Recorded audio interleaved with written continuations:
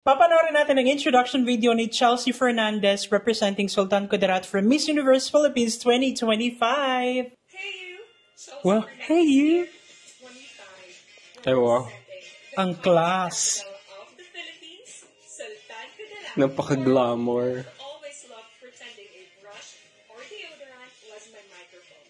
A little did I know the playful spirit would guide me to become a graduate of mass communication, majoring in broadcasting. Broadcasting. Mirror moments. Wow.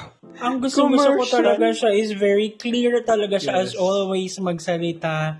And ano ba tawag dyan yung video ad? Napaka-commercial Commercial, nung oo. effect, nung setup niya. Basta ang ganda and ang clear niya magsalita and hindi ko mapigilan na tignan yung kanyang ano ba tawag dyan? Yung kanyang suot, ang makeup. Very polished. She's a very celebrity material na yung ang ganda nung tama ng ilaw sa kanya, ang ganda nung kumbaga kuha ng voice niya sa mic, ganyan, ang sarap niya pakinggan, pang TV material talaga siya. And yung meron talaga mga queens na parang during the productions pa lang or yung mga videos pa lang parang very queenly na sila, parang nasa kanila na talaga yung corona. And gusto ko pala yung sa end part na it's very, ano ba tawag dyan? Very engaging. O ikaw.